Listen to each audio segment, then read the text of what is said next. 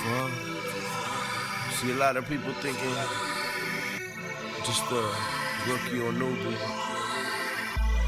Nah, man, I've been at this for a while. And I done came way too far to just let this slip away. I love it. Now I done came too far, too far. Now I done came too far,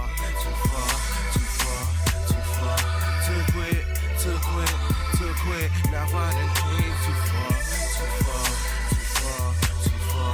Let it slip. Now I done came too far.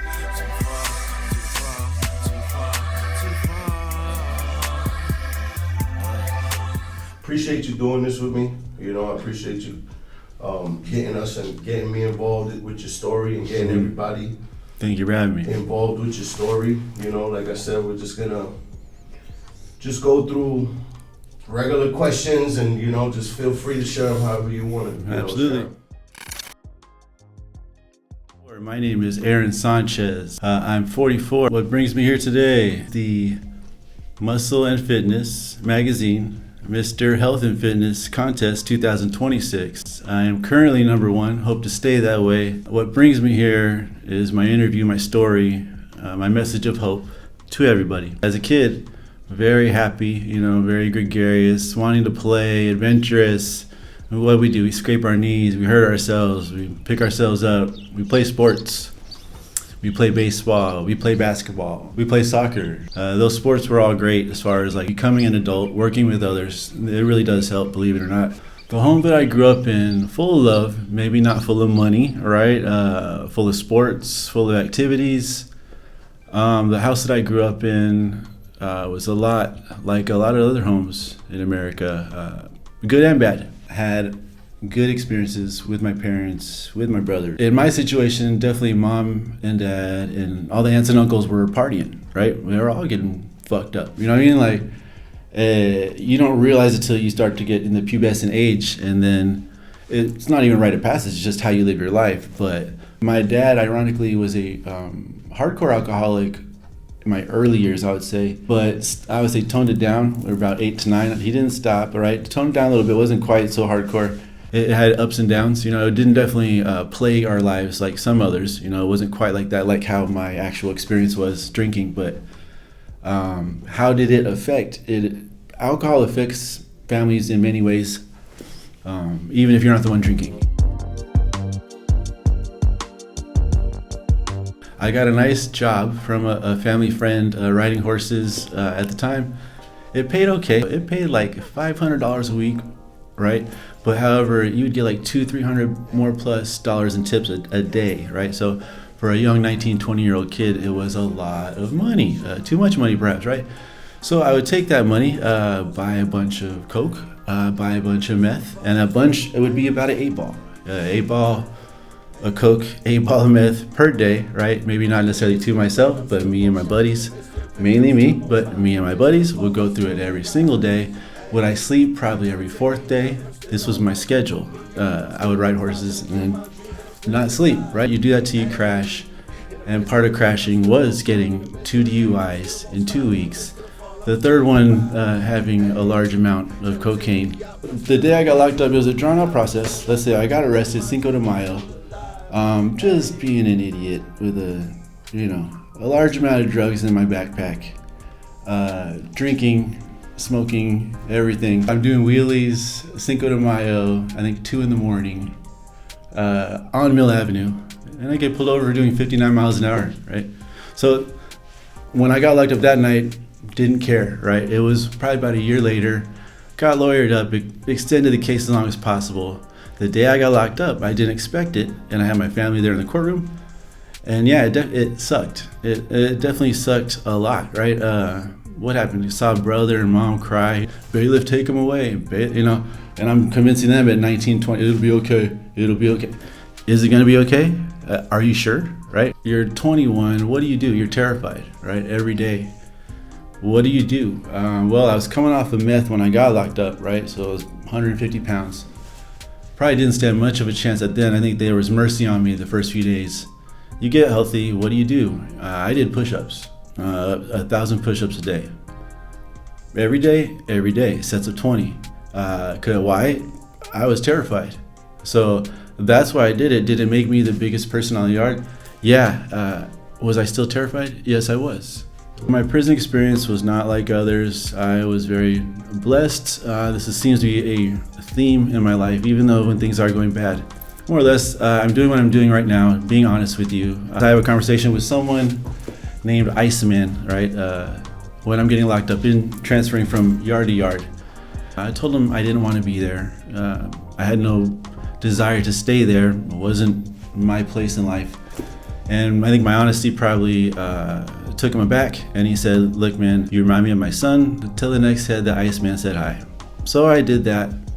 And my experience in prison was a blessed one. I got no confrontation, did 1,000 push-ups a day. I'm sure that had something to do with it, but not one crossword. It was a fantastic experience. That's the weird part about it. I got a ton of respect when I was young, at 21. So when I got out, guess what happened? Back to zero respect. So it kind of made things a little weird for me. When I got out, I tried to turn a new leaf, right? And I think I was sober for about a year and a half, somewhere there. I tried at 21, right? I think I blamed the girlfriend I was with at the time for picking the bottle back up, or what were the common excuses, right? And then definitely fell back into addiction, whether it's massive alcohol, right? But, coke, meth, you name it. So when did it stop being fun for you? Man, I would say easily mid-30s. So I'm 44 now. Mid-30s, when did I stop? When was it stop being fun? Right about there, where it really, if I'm thinking back, had an effect on every relationship that I was in, every family relationship I was in, what I did after work, what I did on the weekends. To think that I cut other things off, I cut everything off other than that. Do you see what I'm saying? There was no alternative. That was what I did. So that was my singular focus for quite a long time. December 25th, 2015. Supposed to be wrapping gifts. Instead, I was out, not getting messed up, but hanging out with the boys, right? Having a motorcycle at the time. Hung out with the buddies, and then at about 2 o'clock, 1 o'clock, whatever, we decided to get an Uber. I ended up being the last person to get an Uber, and so as I pop out of this pizza place that we were eating at, some female was getting assaulted on the ground in back of a place called 414 Pizza. She wasn't getting she probably got hit once and hit the floor, and I kind of just stumbled onto the scene. After that, she gets punched another time, and that's when I decided to intervene, as in walk towards it. And so the guy didn't really, it was dark, like I said, didn't really make out the face or anything. He goes, you want a piece? And I, reluctantly, but there's a group doing nothing, ladies on the ground. I say, yeah, right? So he gets up, I guess we're squaring up at this point, let's go, right? So he jumps at me, he gets ready to do what appears to be a Superman punches, right? And I think he misses me by a country mile, whew, right? I see the fist, I move the fist, I don't see the blade in his hand, right? And fucking just gets, there, and some sort of residual stab, something here, whatever. Long story short, it hits the carotid artery attached, right? So it goes through the teeth to the gum, bleeding, profusely, start bleeding profusely. Apparently, he missed the punch, but he had a blade somewhere over here and stabbed me really good. I could probably get to the camera. I don't know, but my beard might be covered, but right there, all the way through the mouth, okay, from here to there. And so at that point, the mouth is just completely flapped open, and he hit a carotid artery. Like I said, at that point, it's not the waterworks. It's my life force is draining at that point very quickly. I'm bleeding out. He doesn't move. He doesn't run. And so I won't scream as loud as I did, but scream for, top of my lungs, like, fuck! As loud as I could, just right in front of him. And at that point, I figured, well, I'm going to bleed out soon. At least I get to kill him before I die, right? This is gonna be a lover's embrace, right? Mm-hmm. And so as I approached him, he had the knife, and I wanted a piece. As I ran towards him, he ran away. At that point, I decided to try to chase him, right? However, the wound was so open, right? It was that I could literally tell you that the thrusts that I was taking, the 2 or 3 that I took, blood was coming out, just vicious. I could tell it wouldn't have, if I ran after him, I wasn't going to live long.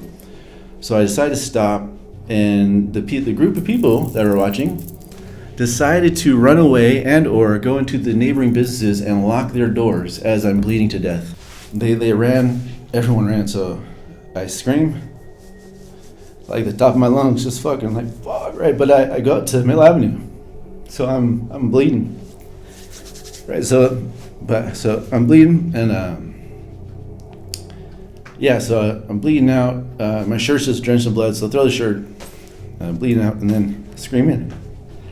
Whew. And then, long story short, my life gets saved because someone calls the cops on me.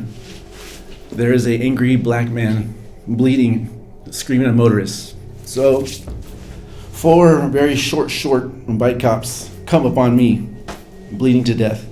Like cowards. I'm realizing bleeding out. I don't have much time, right? So I'm like, they tell me to calm down. I'm like, they don't say anything. And then some guy passes me. The cop passes me this little pack of fucking Kleenex from his little bike shorts. And it was more than an insult. I'm fucking dying right in front of him, and this guy is looking at me.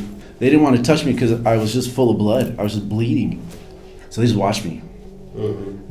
Just about 10, 15 feet away. And then one of them passes the Kleenex to me, just steps back away.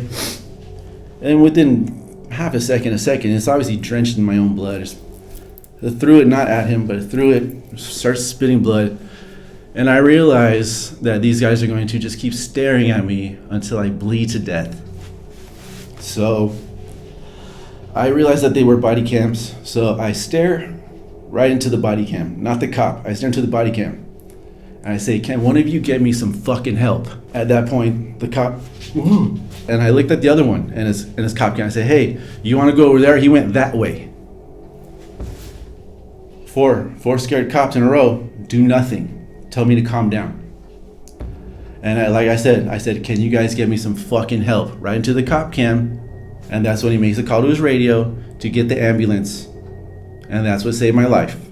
I was already drinking knee deep by the time I was in my early 20s. So by the time I was 35, I was still doing a bottle a day. So did it stop me? No, it didn't stop me. I got stabbed and almost lost my life. And it did not stop my drinking more than it took for my wounds to heal so I could drink the liquid. You know what I'm saying? Like, that was pretty much it. Mm-hmm. That was 2015. I kept drinking until November 11th, 2022. Do you see? So that was a good amount of time after. It just is funny. For some people, these incidences will fuel you to do something different. For some alcoholics, these incidences will drive you further into your spiral. Mm-hmm. And that's all it did for me. November 11, 2022, I knew it wasn't going to be good based on me waking up constantly. I had, let's see, where is it at? So where my abdominals are right here, I would wake up and it would be calcified. Like, it would protrude from my belly when I wake up in the morning. It'd be like a hangover. You know, I'd wake up and just be like a brick. You know, and I'd be like, oh, it'll be better. I'll tomorrow, you know, take it easy tomorrow. And then it would ultimately go down, right? I went to see a doctor about that and went to get on medication, and he told me that I had cirrhosis. And as a drinker, you can deal with anything else other than the word cirrhosis, other than the diagnosis cirrhosis. And so that's when it all changed. That's when the new me started, per se, right? The old me had to die, and the new me had to be born. That was the moment that you just decided, man, I'm done with this. It's funny, not by default. I couldn't tell you how sad cirrhosis actually is, but I'm healthy enough to tell you. I'm blessed to be alive and to tell you about it, but cirrhosis is horrible for people, and their families. It's bad. You know, I mean, to say the least. I mean, obviously I'll elaborate, but like, you know, the taxing it does to your family, to your kids, to your parents. It's unimaginable. Yeah, you know, it's tough. It's so amazing to have a second chance at life right now, but it's not like it's still new, right? Yeah, it's all right, it's still a new thing. You know, it's all right to let it out. Yeah. You know. Yep. And how do you deal with that? You know, like how do you deal with that on a daily? You know. Do you want to take a break? No, I'll try that. We're good, brother. No, you're fine, man. Those are good questions. I already knew this part would be coming, so. You know, I want to say it's weird. It's like I want to say something that'll be like poignant, right? But you don't want to go too deep into the emotional part. It's a separate issue, a separate thing. You know what I mean? Mm-hmm. But yeah, if you ask the cirrhosis one, I'll do the cirrhosis one again because, long story short, man, it really. Did you feel like, you know, your body was giving up on you? Oh, bro, it was inevitable. It was inevitable. Like, yeah. There'll be a song I'll be coming out with soon. I'm sure I'll, you know, record it for you guys. But essentially, it was my eulogy to my kid. But it's a song now, so that'll be great. But yeah, you feel tired. You feel like you just want to sleep all the time. And you're not drinking anymore. You're not drinking. You're done drinking. This is how you die. All right. You get tired. You can't work. How else does it go? You get fluid buildup on your hands and feet. You forget things. You forget your job. You forget your skill set. You slowly spiral into what forms to be an advanced form of dementia. Cirrhosis is death. So when I got diagnosed, that's all I heard. That's all I felt. It sucked. I can say it sucked, right? Because I'm alive and healthy. I'm like, oh, that sucked. I'm very underplaying, obviously, the drama of it. I guess here's the choices. You have choices, right? You could, when you get the diagnosis, I didn't do anything for a month. I didn't eat. I didn't drink. I tried to do nothing. I didn't really talk, right? For that month, all I did was just listen. And one thing that I heard was the millions of sounds, meaning that there's life, meaning that there is a million things going on, beautiful things, horrible things, that will go on when you're gone. Do you want to be a part of it? Do you want to be a part of life? That's going to be up to you. Cirrhosis made me confront that head on, obviously. I made my choice.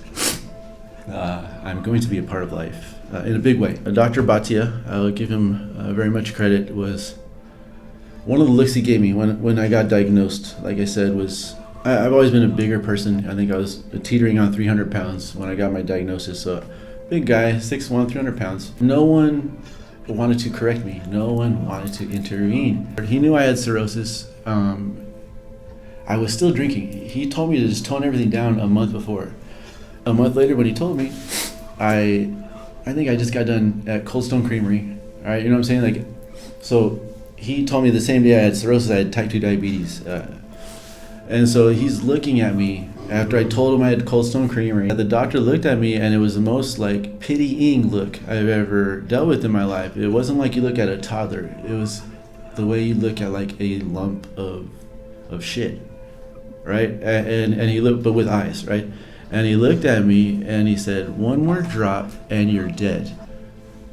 And so I definitely thought he was being dramatic, and so I kind of let him say, "Oh, you're not in your 20s anymore." Da, da, da. He kept going on with this thing, and then I asked him again because I thought he was being dramatic. "I'm sorry, doctor, what did you say?" And he looked at me one more time with that same look, because he did. I'm sure at this point he didn't believe me, but he looked at me and he said, "One more drop and you're dead." And so that definitely changed my outlook, because it felt like now my life was actually in my actual hands, as opposed to just a far out thing or a thing that I need to be careful of. He's telling me not even a drink. He's saying a drop. When you get cirrhosis or stage 4 cirrhosis, you're put on a transplant list, right? You have a transplant score, excuse me. and that gets you on transplant list. My transplant score is so high, it's almost, what is it, 50? It's something ridiculous. Many years, I believe the higher the score, so I have zero risk. That's the whole point, is that if you stop and change your ways, biblically and otherwise, you can live a long life. I got diagnosed stage 4 cirrhosis, and I'm walking and talking to you 4 years later.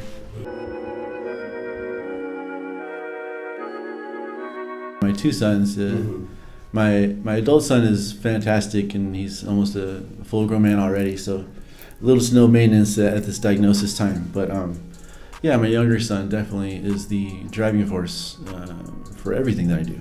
He is. He's in my world. He's the real miracle. It's weird.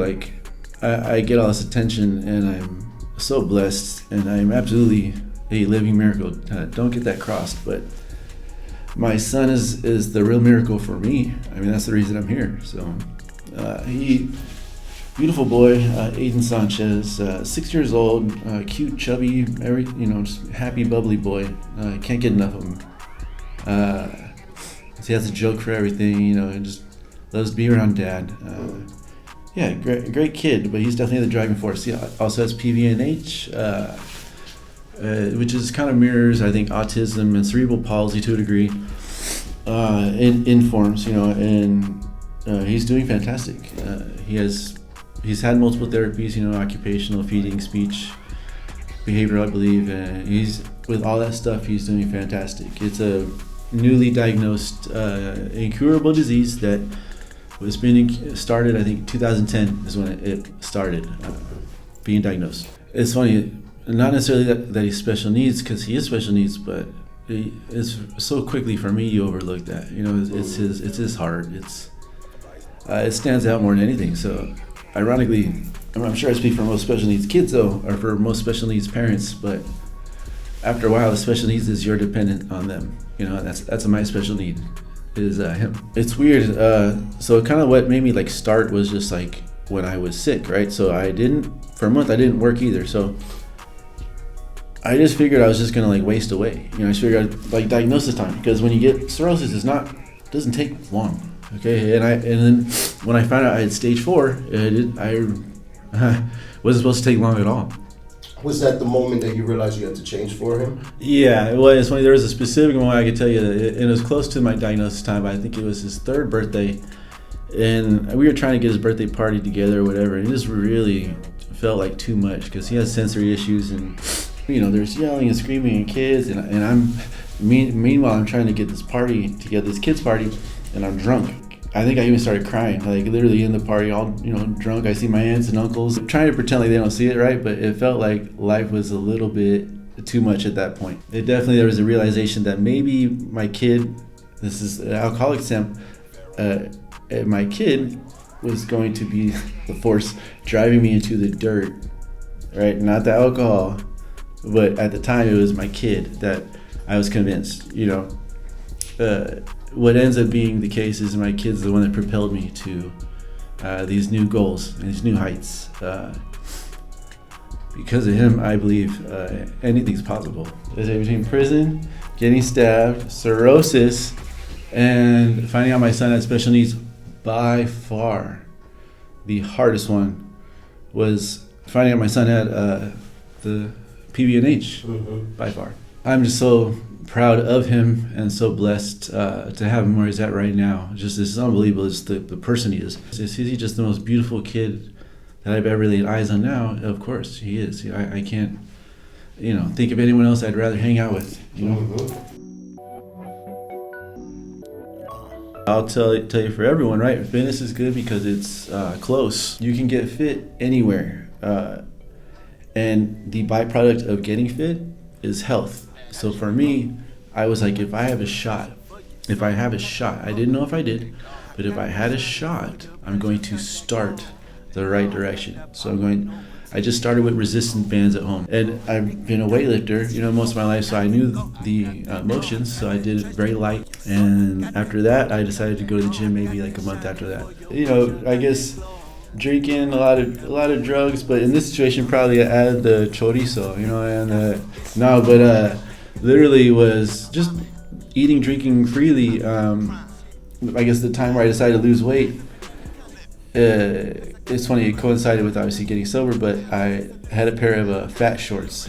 I had a pair of fat shorts where I had my clothes, and then if I got out of those, this one pair of shorts was usually cover it. I'd be able to go out, with my boys or whatever. And so I think it was like waist 40 or something like that. And so at that point, the shorts became too tight. When we went one night, we were supposed to go out, and I had them like in my truck or whatever, and they didn't fit. And I was like, motherfucker, And so that was my point where it's like, I gotta lose some weight. I'll tell you, that point is probably the biggest point for any man, because this will be any man coming from any physical setback. I'll tell you, this is the realization I had. I put so much damage on my body this whole time that my first workout back, all right, I wasn't gonna go light. I was gonna do my workout. All right, this isn't like drugs. All right, it's time to get back on the horse. Now, if I die right here on this gym floor, so be it. This was the life I created. All right, it's make or break, and it's time to do it. All right, fear shouldn't drive you anymore. This is the time you start. Got that shining for your pleasure, got that glow. I got that power, no one take me out my throne. This was Men's Health 2024 Ultimate Guy competition. I was runner-up. I think I maybe should have taken it, but it's debatable, huh? Ran second. It was a beautiful honor. This was the article right here, named Mr. Reinvention. They named it. I thought it was a great name. So I did two things. I asked the editor, Mr. Paul Kidda, for permission to use the name, and then I bought MrReinvention.com. Here's the article. Love it. This is Exhibit 1. So later that year, Daniel Gonzalez from the Arizona Republic wrote a beautiful article. This one is, for me personally, has the most dramatic effect, right? So this is December 29th, 2024. This is Arizona Republic, our biggest newspaper. And I said, who is this? Oh, well, who's this handsome bald guy, huh? So this is obviously a crowning achievement for me and my family. This was Arizona Republic. Definitely an honor of a lifetime, especially saying ultimate guy in the headline. I mean, what else could you really ask for in life? I am blessed. And I got exhibit number 3. I'm sorry, we got Queen Creek Magazine, City Lifestyle. This is a great one as well, by Florence Daniel. Fantastic article. This is Gentleman of Queen Creek, June 2025, I believe. So who's this guy? Watch out. That's cool. But yeah, this is definitely another great honor. You gotta get the other page too. And this is called Raising the Bar. And I'm very happy that she agreed with this idea of mine. Raising the bar, meaning I want to raise the bar for fathers everywhere and for men everywhere. I work 60 hours a week. I still work out every day. Sometimes I take a day off here and there. I just want to show you the other page. There's the other page of that. Point it up. Yes, sir. Definitely lucky. Beautiful magazine. Definitely read it sometime. Queen Creek City Lifestyle. So being featured on Men's Health, what it meant to me? Well, it meant validation. It meant acceptance into a community I wasn't necessarily familiar with, right? It almost felt like I didn't need the acceptance to begin with, right? Here's my whole point, is that if you focus with what you and God have planned, even in the fitness community, greatness will be upon you, okay? Comparing yourself to others, looking at the next best guy or the greatest guy now is only going to lead you astray from your goals. So this whole time, I couldn't have told you, with all due respect, who the latest bodybuilder was for the last 5 years. Couldn't have told you. It didn't matter. When I made a decision to change my life, me and God went to work. What would the 22-year-old, version of you think about you right now? Man, this one was the craziest one in my head to be so elaborate to even think of. he would be dumbfounded. He would have no, I don't know. He would be just unbelievably impressed. Had no clue how I got here. Unbelievably, I'm gonna say, in awe and inspired. Didn't think that I would get this far at 22. Most definitely, I did. At 22, I didn't expect to even get past 30 years old. So, to be where I'm at now at 44 is a blessing. It's an honor beyond words. So, I just try and execute this plan and live out my days to show you.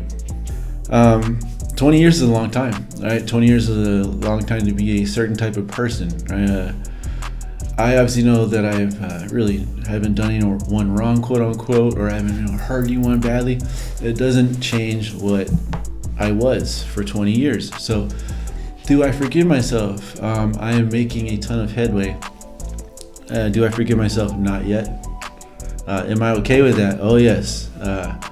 I do believe one day I will have fully forgiven myself. I think God forgives me. I think I've fully forgiven everybody else in my life.